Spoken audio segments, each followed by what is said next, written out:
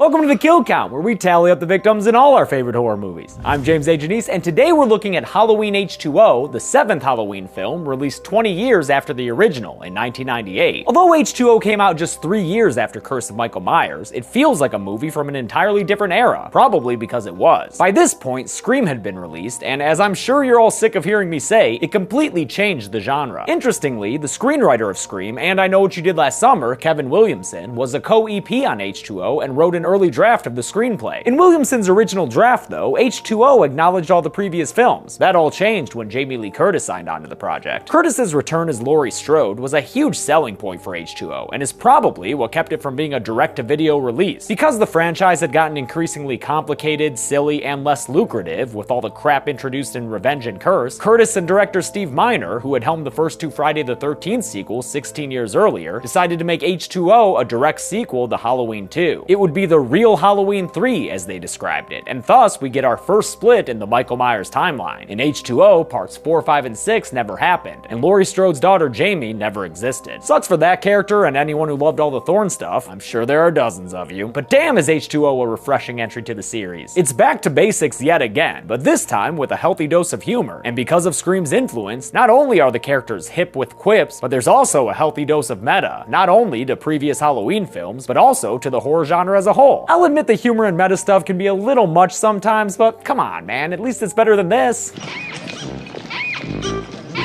All clear. Nothing above, nothing below. Sadly, with Donald Pleasence's passing, this would be the first Michael Myers film without Sam Loomis in Hot Pursuit. But to be fair, it is hard to imagine how the crazy doctor would fit in with a film that takes place on the campus of a California boarding school. Can Michael score more kills without Looney Loomis chasing after him? Let's find out and get to them.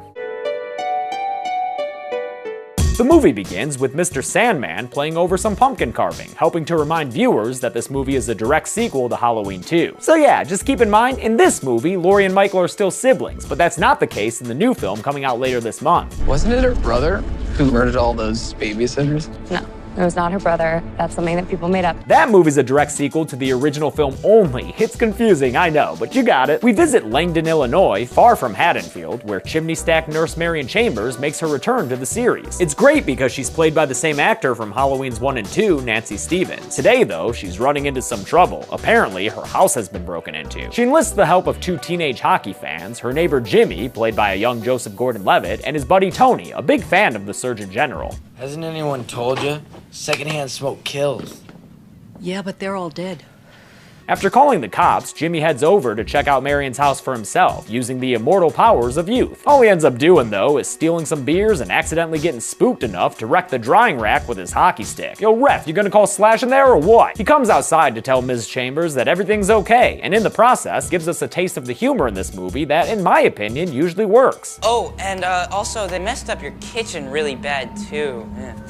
Good night. It's better than Barry Kicks Ass. Nurse Chambers' office is wrecked, with a picture of Sam Loomis knocked down and the files from her Laurie Strode folder missing. That very specific burglaring is enough to send her running next door again, cause she ain't putting up with no boogeyman bullshit. When she gets to Jimmy's house, though, she finds him dead in a lazy boy with an ice skate lodged deep into his face. Come on, ref, if that ain't a slashing penalty, I don't know what is. Marion runs through Jimmy's house of horrors, only to find another corpse in the form of Tony, whose dead body was somehow standing upright outside that door with a knife in his back. I always think it's kinda dumb when horror movies have bodies act like haunted house props. But maybe Michael was just holding the body up himself, cause don't look now, but oh lord, he coming. He rearms himself with a knife right as some cops arrive outside, and even though Marion fights back with a fire poker, she's unable to get the attention of the cops who are checking out her house next door, despite her most valiant efforts. Ouch, a throat slit takes out a legacy Halloween character, but at least she was a fighter to the end. And let's be real, if Michael hadn't gotten her, all those cigarettes probably would have eventually anyway. To add insult to injury, Michael once again steals Marion Chambers' car to make his escape. The crime scene is investigated by Detective Exposition, who says that Dr. Loomis had actually lived in this house under Marion's care until his natural death some time ago. They go into Loomis' old office, which is full of stuff he had been collecting ever since Michael Myers' body disappeared during the hospital fire 20 years ago. Speaking of which, now's a good time for a title card, 20 years later. An opening credits sequence plays out over B-roll of all the stuff in Loomis' study, as voice actor Tom Kane recites Donald Pleasence's speech about Michael Myers from the first film. I met this 6-year-old child with the blackest eyes. the devil's eyes. He does a pretty decent Loomis, and fun fact, Tom Kane also played Darwin in The Wild Thornberrys alongside Danielle Harris, who voiced older sister Deborah. The more you know. Let's get out of Langdon and head home to Summer Glen, California, to the Hillcrest Academy High School, where it's everyone's favorite holiday, Halloween! Laurie Strode has moved here and is living under the alias Carrie Tate with her 17-year-old son John, played by introducing Josh Hartnett. Although they both seem like pretty cool people, they butt heads because she's overprotective, especially around this time of year. Probably because she keeps having visions of Michael all the time. Because of her paranoia, she's not letting John go on a school trip to Yosemite with the rest of his classmates that weekend. But lucky for him, various factors have made it so his girlfriend Molly, played by Michelle Williams, and their friends Sarah and Charlie aren't going either, so they'll all be staying back on campus together. The whole place will be empty. We'd have the run of it. We could have a roaming orgy.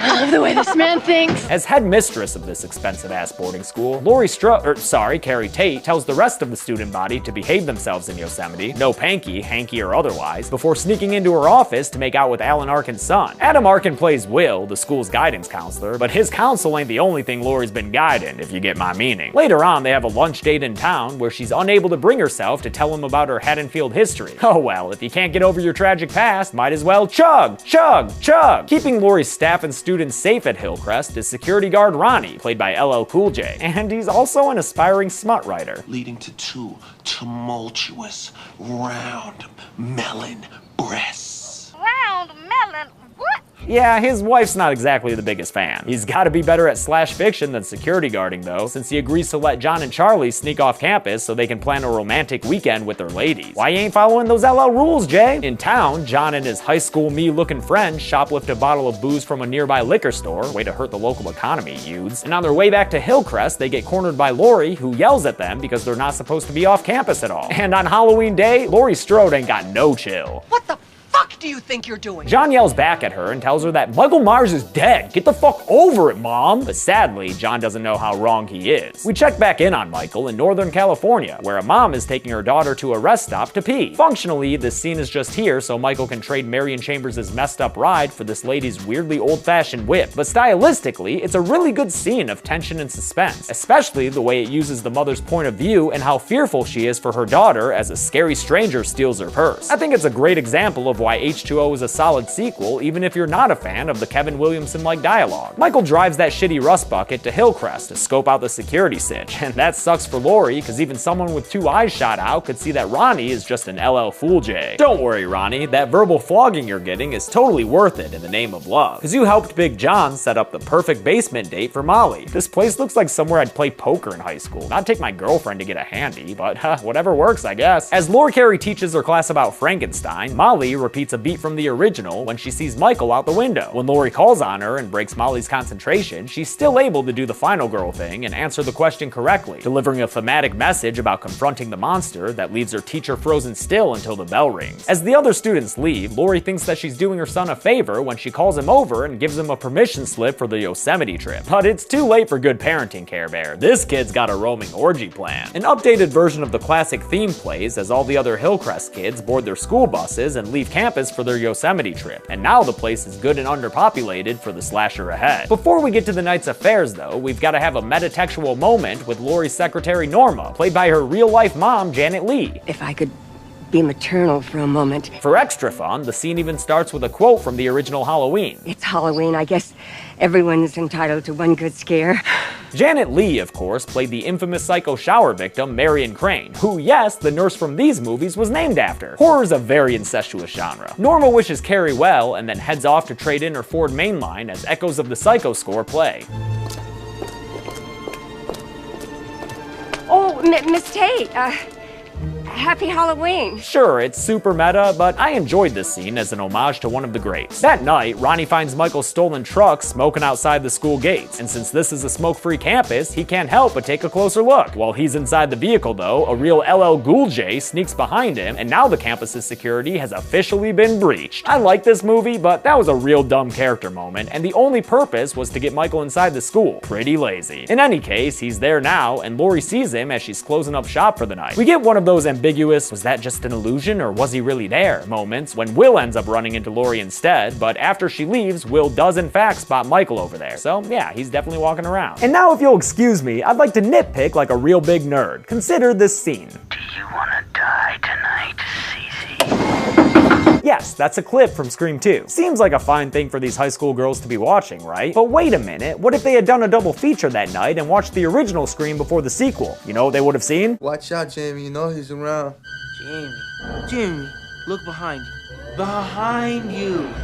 Jamie, turn around. Yeah, dude, they would have seen Malibu's Most Wanted watching a scene with her headmistress in a movie that's still canon in this timeline. That don't make sense. Again, it's nitpicky, but it also like blows up the fabric of space-time in this universe, so it's always bugged me a little bit. Whatever though, that's actually not even the craziest thing in this scene, because it has this exchange. Care to join us? I can't, I'm having my nipples pierced. Oh. I know the humor of this movie doesn't work for everyone, but I think the actors sell these lines enough for me to enjoy it. The teens are having a real fire hazardous evening together, with a romantic meal to get them in the mood consisting of school cafeteria leftovers. Meanwhile, Lori and Will skip the foreplay and get straight to lip smacking. Lori puts the lovemaking on hold to finally tell Will about her past, and here we get some lines that I'm not such a big fan of. My brother killed my sister when she was 17. Well, that's sucky. Yo, dude, take her seriously. She's got her serious face on. He does eventually, and when he asks how old she was when everything went down, Lori freaks out because she realizes that she was the same age then that John is now. In his bedroom, she finds his Yosemite bag as evidence that he never actually left campus, and that's enough cause for her to pull out a Loomis-style handgun from under her pillow and spring into action. Charlie and Sarah are having a real Crispin Glover problem tonight. They've got a bottle of booze but no corkscrew. A fast thinker, Charlie hops into the dumbwaiter to go to the upstairs kitchen and look for one there. It's like an updated version of Part 5's laundry chute mechanic. I like it. But before Charlie can yell, "Ted, where the hell's the corkscrew?" a shape appears behind him. And sadly, this shape has a CGI mask? What? Yeah, dude, it had to do with reshoots and shit, but wow, he looks like he wandered out of a scanner darkly. Cell-shaded or not, Mike still manages to kill Charlie since Sarah finds his corpse in the dumbwaiter with his throat slit pretty friggin' deep there, obviously done with a jagged corkscrew instead of your standard chef's knife. Michael appears in a doorway, and in an effort to escape him, Sarah snuggles up to her dead boyfriend and rides the dumbwaiter up, giving Michael the chance to repeat a shot from Part 5. As she's climbing out upstairs though, Michael cuts the pulley system out from the dumbwaiter, causing it to fall and crush her leg, just snapping that boy real bad. Quick thinking there, Mike. With her movement marred, Sarah's unable to crawl away from Michael when he comes upstairs, and he kills her as she pleads for her life with at least 4 stabs to the back using his standard murder knife. Although the kill is mostly off screen, we do get to see a body shortly when John and Molly open the pantry to find Sarah's corpse strung up like Casey Becker, her insides on the outside. John and Molly look over to see Michael doing his head tilt thing, so they get the heck out of there. But Michael catches up and almost sticks Molly with his knife before John stops him. For that white knighting, John gets a knife in the leg, but Molly stops Michael with a rock and the teen lovers manage to get away, of course without bothering to double tap the guy trying to kill them. As in many Halloween films, they find themselves stuck behind a locked door as the shape approaches. Michael slashes at them through a gate for a while before grabbing the keys Molly dropped to get inside, but before he can find the right one, John and Molly are saved by Lori, who shares an iconic shot with Michael through this porthole window. I mean, this shit was literally in every trailer. It's the definitive shot of this movie. But as she's getting her gun out to kill him, Michael plays an old standard and disappears from sight. Lori puts her son and his girlfriend in a closet and tells them sternly to stay put. Do as I say now! Sounds like a plan, Lori, but too bad you've got trigger-happy Will with you to take your gun away and shoot at what he thinks to be the shape. Turns out it was just Ronnie, though. You're lucky this ain't the age of social media, Will, or else your ass would be a hashtag right now. But instead of hash, his ass is grass, and here comes Lawnmower Michael to stab Will in the back with his knife. Michael kills Will by lifting him up off the ground as Lori runs away, kind of echoing the Part 2 Nurse Karen kill. Man, Michael's got fewer moves to him than a friggin' Soul Calibur character. Lori gets the kids and they all run off as Michael does what Michael does, slowly chasing after them. The ladies load the injured John into an SUV as Michael stalks after them in a scene where his mask keeps alternating between the 2 different versions they use during shoots. They manage to get away, but when they reach the gate, Lori tells the kids to carry on without her, while quoting even more dialogue from the original. I want you to drive down the street to the Beckers. It's a mile down the road. Tell them to call an ambulance and get the police. No, we're not leaving. Do as I say now! You already referenced that line, though. Like, we get it, the original had a bunch of dialogue we all know, but we don't need to hear every last bit of it regurgitated. Regardless of her repetition, the kids do as she says, and they leave Lori alone on campus so she can axe herself up like a boy going to his first middle school dance. With our final act all set up, up, Laurie heads back to the school to confront her murderous brother. Michael eventually shows up with a real sweet negative one-armed pull-up to get behind Laurie so they can have a slash-off. We'll call round 1 a draw, but Laurie takes round 2 with a flagpole to the chest. Round 3 is in the kitchen, where Laurie misses a bunch of knife tosses at Michael, but successfully defends against his own retaliatory strike. We are deep in Final Girl Circuit territory at this point, and you all know the words to this song. The cool thing here is just how much of a fighter Laurie is, as she eventually stabs Michael a ton of times in the chest and knocks him over a second-story balcony to crash through a table below. Unfortunately, when she goes down there to finish him off for good, she's interrupted by a still-living Ronnie who, survived a gunshot to the head? LL Cool J must have a damn good agent. Emergency vehicles show up and Michael gets put in a body bag. But if you think that's the end of this, I've got a fucking bridge to sell you. Cause Laurie's not leaving this one to the authorities and goes the full Sam Loomis in order to hijack the coroner's van and drive us to this movie's finale. As she speeds along the California highway, the body in the bag behind her starts coming back to life, just as she suspected. And after he gets out, he goes to attack her, but Laurie slams on the brakes and sends the man in the mask flying out through the windshield. She waits for him to do the standard Michael Myers sit-up before revving up the van and imitating Rachel's Part 4 attempt at vehicular homicide. So many references! The stunt sends both of them and the van all tumbling down the hill together, with the Shape getting the short end of the stick when the van smashes him against a fallen tree. Laurie recovers as the van catches fire, but she knows better than to trust a fire to kill Michael Myers. Fool me once, you know? And so she grabs the fire axe and heads over to confront Michael. She finds him pawing at his mask in a weird way, and he even tries to reach out a hand towards her in an attempt to make peace or something. But that shit ain't gonna work on Laurie fucking Strode, so after briefly ETing with him, she takes that axe and cuts his freaking head off! Yeah, wow! Okay, so here's what we're gonna do. I'm gonna count this as a half kill right now, and it'll make more sense next video, I promise. Like, it's definitely a kill, but there's further explanation to it, so just take my word right now. Needless to say though, this was a shocking way to end the movie, and in my opinion, it would have made for an excellent end to the franchise. But like all good horror franchises, Halloween just didn't know when to quit. Always gotta be adding kills, you know? Let's see how many this entry added and get to the numbers. That's some good H20. There were 6.5 kills in Halloween H20, and I promise that'll make at least a little more sense next video. The victims included 4.5 dudes and 2 ladies, giving us this pretty standard pie chart, and with a runtime of 86 minutes, we wound up with a kill on average every 12.29 minutes. I'll give the golden chainsaw for coolest kill to Jimmy. Yeah, it was done off screen, but it was with an ice skate. That's something kinda new. Plus, who doesn't want to see Tommy Solomon with a skate in his snarky face? Dull machete for lamest kill will go to Jimmy's buddy Tony, because I hate that stupid corpse standing behind a door trope. Be better, horror movies. And that's it! Halloween H20 came out in 1998, 20 years after the original, and was the first Halloween sequel to make as much money as the original. That meant the Myers fire was hot when they cooked up Resurrection, which I'll cover next week. Until then, I'm James A. Janice. This has been the Kill Count. Thanks a lot for watching this week's Kill Count. I want to thank a couple of patrons like Christopher Alden, Anthony Stamps, Monica Diaz, and Kobe! Man, I'm just so thirsty after recording that Kill Count. I could just...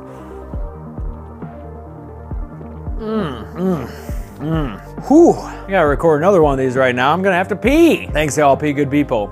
Pee good people.